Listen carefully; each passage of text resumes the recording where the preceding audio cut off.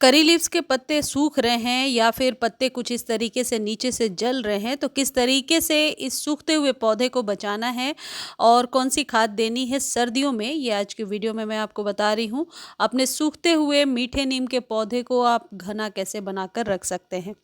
ये जो मीठा नीम का पौधा है, सर्दियाँ इनके लिए कभी भी सही नहीं होती हैं, चाहे हमारे तुलसी का पौधा हो या मीठे नीम का पौधा हो।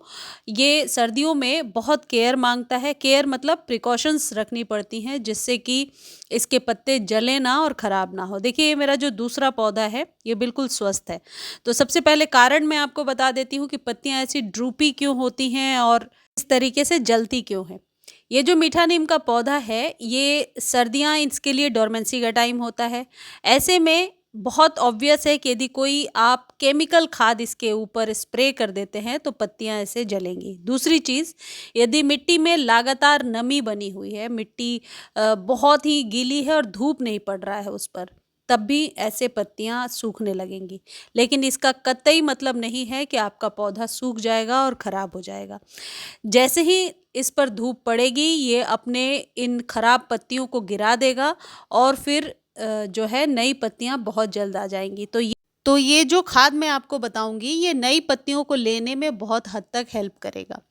देखिए, एक चीज़ है कि यदि मान लीजिए ओवर वाटर हो गया और आपको लग रहा है लगातार पौधा खराब हो रहा है, तो रीपॉट नहीं करना है। कई लोग गमला चेंज करने लगते हैं, ये सही टाइम नहीं होगा गमले को चेंज करने के लिए। आप इस तरीके से सॉइल को गुड़ाई कर दीजिए और फिर धूप लगने दीजिए। पानी फिर 6-7 दिनों के लिए बंद कर दीजिए, बिल्कुल मत दीजिए। एक चीज़ और है कि ये जो कड़ी पत्ता है, मीठा नीम, ये परमानेंट पौधा है। तो यदि आप बड़े गमले में लगा देते हैं एक बार 10 से 12-15 इंच के कंटेनर में और खाद पानी का विशेष ध्यान रखते हैं, तो बहुत सालों तक ये आपके यहाँ रहता है और बीज भी बन जाता है इसमें। बीजों से कैसे पौधा तैयार करना है, ये मैंने वीडियो में आपको बताया था। अप्रैल मई के टाइम में इसमें बीज बने थे। यदि आपको चाहिए तो उस समय का वीडियो निकाल कर मैं दे सकती हूँ, यदि आप डिस्क्रिप्शन में लिखते हैं। तो बीज भी बनते जाते हैं और नए पौध भी तैयार हो जाते हैं। देखिए, यदि पौधे को आप हार्वेस्ट कर रहे हैं तो इस बात का ध्यान रखिए कि नीचे से ही हमेशा ऐसे हार्वेस्ट कीजिए, लेकिन पत्तियों को तोड़कर सूखी डंडी उसमें बिल्कुल ना छोड़ें। ऐसा करने से कई बार ये डंडी काली पड़ने लगती है और वो कालापन स्टेम तक पहुंच जाता है। तो आपको क्या करना है कि कैंची वगैरह की सहायता से नीचे से पत्तों को हार्वेस्ट करते जाइए, तो ऊपर से गोल छतरी नुमा बनता जाएगा, शेप भी बनेगा और ये पौधा ऐसे स्वस्थ भी रहेगा। सबसे पहली जो खाद है, जो अभी आपको दिसंबर जनवरी में ज़रूर देना है 15-15 दिनों के गैप पर, और ये है नीम की खली। नीम की खली अभी सर्दियों में आपके सभी परमानेंट पौधों के लिए बिल्कुल रामबाण नुस्खा है। चाहे वो तुलसी जी का पौधा हो, शमी का पौधा हो या फिर कड़ी पत्ते का पौधा हो, जितने भी लीफी प्लांट्स हैं सब पे आपको देना है। इसको देने से एक तो आप देखेंगे पत्तियों में चमक आ गई है और पौधा जो है वो सूख नहीं रहा सर्दियों में। नीम खली नेचुरल ऑर्गेनिक खाद है, इसके लिए कोई केमिकल नहीं है। यदि नीम खली वाली खाद नहीं है आपके पास, तो नीम के पत्तों को सुखाकर उसका पाउडर बना करके भी आप दे सकते हैं मिट्टी में, लेकिन उसकी मात्रा फिर ज़्यादा रहेगी। कम से कम 4-5 मुट्ठी डालिए तो असर करेगा। ये जो नीम खली है, इसका इस्तेमाल 15 दिनों पर करना है। अब दूसरी जो चीज़ है, यदि आपका पौधा एकदम स्वस्थ है और आप कोई खाद देना चाहते हैं ऑर्गेनिक वे में पौधे को स्वस्थ बनाने के लिए, तो इस खाद का आप इस्तेमाल कीजिए। रिजल्ट तो आपको 100% इसका मिलेगा ही। अच्छा, लगातार मैं 2-3 खाद बता रही हूँ, इनमें से कोई एक भी डाल सकते हैं।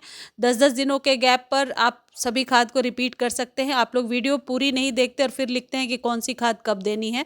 तो मैं वीडियो में हर माइन्यूट छोटी से छोटी चीज़ को एक्सप्लेन करती हूँ, इसलिए वीडियो थोड़ी सी लॉन्ग हो जाती है। देखिए, आपको करना क्या है। किचन वेस्ट से जो भी चीज़ें निकलती हैं, जैसे ये पालक वगैरह के छिलके, प्याज के छिलके, आलू के छिलके, इनको गुनगुने पानी में भिगो कर रखना है। अब इनकी मात्रा कितनी लेनी है, मान लीजिए एक गमले में डालना है तो जितनी मात्रा आपको दिख रही है, एक एक मुट्ठी के अंदाज, इतना काफ़ी होता है। 1 लीटर पानी में, गुनगुने पानी में 3-4 घंटे के लिए भिगो दीजिए। सर्दियाँ हैं तो गुनगुने पानी में, और यदि गर्मियों में ये कर रहे हैं तो ओवरनाइट सोक करके छोड़ना होगा। जैसे ही आप गुनगुने पानी में इसे डालेंगे, आप देखेंगे इसका जो अर्क है वो बहुत अच्छे से पानी में मिल गया है। उसके बाद आपको करना क्या है, छानना है इसे। छानना इसलिए भी ज़रूरी है, मान लीजिए गर्मियाँ हैं तो इन सभी सब्जियों के साथ भी आप गमले में डाल सकते हैं, बहुत जल्दी सूख जाएगा और मल्चिंग भी हो जाएगा। लेकिन लगातार यदि इस तरीके से डाल देते हैं तो सर्दियों में कम धूप की वजह से यहाँ पर सड़न पैदा होने लगेगी और हम बेनिफिट लेने के बजाय अपने पौधे को हार्म पहुँचाएँगे। तो करना क्या है इसके लिए आपको, इस लिक्विड को इस तरीके से छान लेना है और छानने के बाद अपने पौधे को दे देना है। यदि लिक्विड ज़्यादा है तो 3-4 दिनों के गैप पर इसको रिपीट भी कर लीजिए। देना कितना है, आपके गमले के रिक्वायरमेंट के अकॉर्डिंग। ये जो प्याज वगैरह के छिलके हैं ये आपके पौधे पर यदि काले कीड़े हो गए हैं तो उससे भी बचाव करेगा और फ्री में आपके पौधे को आयरन, कैल्शियम, पोटेशियम सारी चीज़ें मिलेंगी जो मिनरल्स ज़रूरी हैं अभी सर्दियों में। लेकिन हार्श केमिकल तो हम दे नहीं पाते हैं क्योंकि धूप भी कम है और पौधा सोया हुआ है, डोरमेंसी में है, तो हार्श केमिकल देने का कुछ फ़ायदा नहीं है। ये जो तीसरी खाद है ये है चाय पत्ती और एप्सम सॉल्ट का मिक्सचर। यदि एप्सम सॉल्ट नहीं है आपके पास तो सिर्फ चाय पत्ती भी दे सकते हैं। आपको करना क्या है, एक गमले पर कम से कम 1 चम्मच चाय पत्ती लेना है। चाय पत्ती फ्रेश ले लीजिए, ज़्यादा ठीक रहेगा। सर्दियों में फ्रेश टी लीफ ही सही रहता है। 1 चम्मच लिया, आधे लीटर पानी में मिला लिया और आधा चम्मच एप्सम सॉल्ट डाल दिया और उसको गमले में डाल दीजिए। इसको मंथ में एक बार रिपीट करना है क्योंकि सर्दियों में ज़्यादा एप्सम सॉल्ट के इस्तेमाल से हो सकता है पत्ते फिर भी काले होने लगे, क्योंकि जैसा मैंने आपको रीज़न बताया कि धूप कम मिल रही है हमारे पौधों को अभी। ये चाय पत्ती और एप्सम सॉल्ट दोनों का मिक्सचर हमेशा अच्छा रहता है आपके पौधे पर। और यदि कोई भी खाद नहीं है आपके पास और ह्यूमिक एसिड है, ह्यूमिक एसिड को खरीदने का लिंक भी डिस्क्रिप्शन में है। सस्ती सी खादें और ये सारी ऑर्गेनिक चीज़ें हैं। तो ये ह्यूमिक एसिड भी 1 चम्मच आप पानी में घोल करके दे सकते हैं। इससे क्या होगा, मिट्टी यदि आपने अच्छी नहीं बनाई है या मिट्टी आपको ऐसा लग रहा है कि बहुत कीचड़ सी हो रही है, भुरभुरी नहीं है, तो ये मिट्टी के रिचनेस को बढ़ा देता है, गुणवत्ता को बढ़ा देता है। आधा चम्मच के करीब लेना है एक गमले पर। आप इसको अवॉइड भी कर सकते हैं। मैं सिर्फ आपको वैरायटीज़ बता रही हूँ कि इतने सारे खाद में से कोई भी 1-2 आप डाल सकते हैं। सारे डालेंगे ये ज़रूरी नहीं है। ये जो ह्यूमिक एसिड है ये जड़ों को फैलाने में बहुत हेल्प करता है, क्योंकि डायरेक्टली हम सॉइल में डाल देते हैं तो इसका इफ़ेक्ट बहुत जल्दी देखने को मिलता है।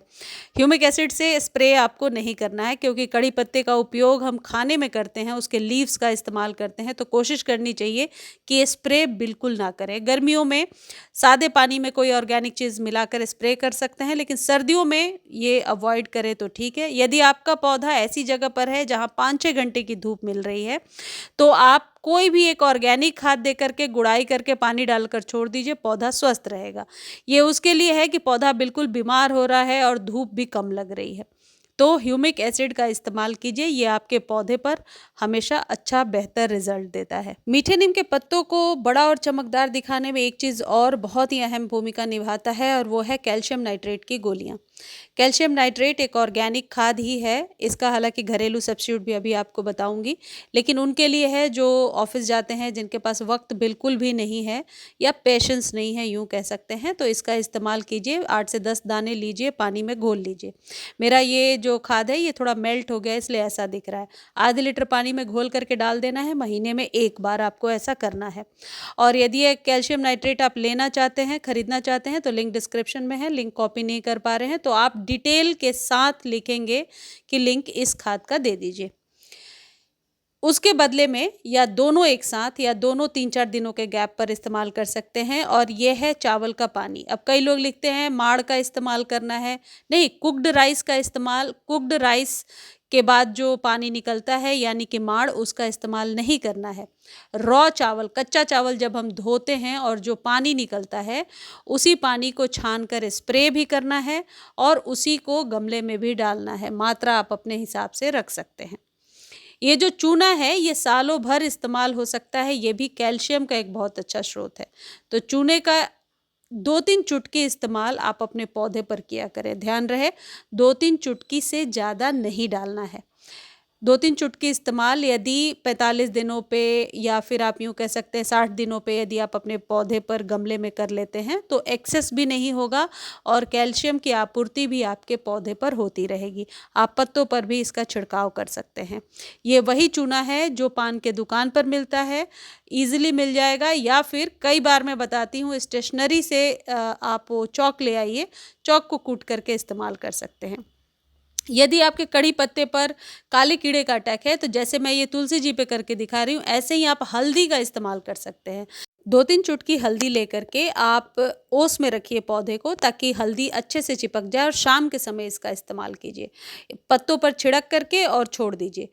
3-4 दिनों तक ये ऐसे ही रहेगा, आप देखेंगे काले कीड़े धीरे-धीरे गायब हो गए हैं। ये उपाय तब करना है जब आपका पौधा जो है कुछ ऐसे चीज़ों से ग्रसित हो गया है, काले कीड़े वगैरह या और भी बहुत सारे फंगस लग गए हैं, तब इसका इस्तेमाल करना है। ये जो हल्दी वाला उपाय है, ये हमेशा कारगर रहता है, इसका इस्तेमाल करके देखें।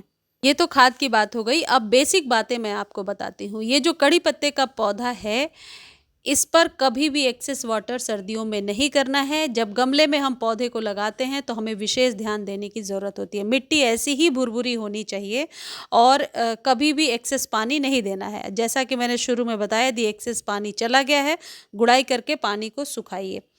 धूप ज़रूरी है, बिना धूप के मीठे नीम का पौधा आपके यहाँ कभी भी पनपेगा नहीं। तीसरी चीज़, खाद भी ज़रूरी है जब हम पौधे को गमले में लगाते हैं। यदि खाद नहीं देते हैं तो फिर पौधा धीरे-धीरे बहुत ही स्लो गति से बढ़ता जाता है। मुझे उम्मीद है वीडियो आपको बहुत अच्छी लगी होगी। धन्यवाद।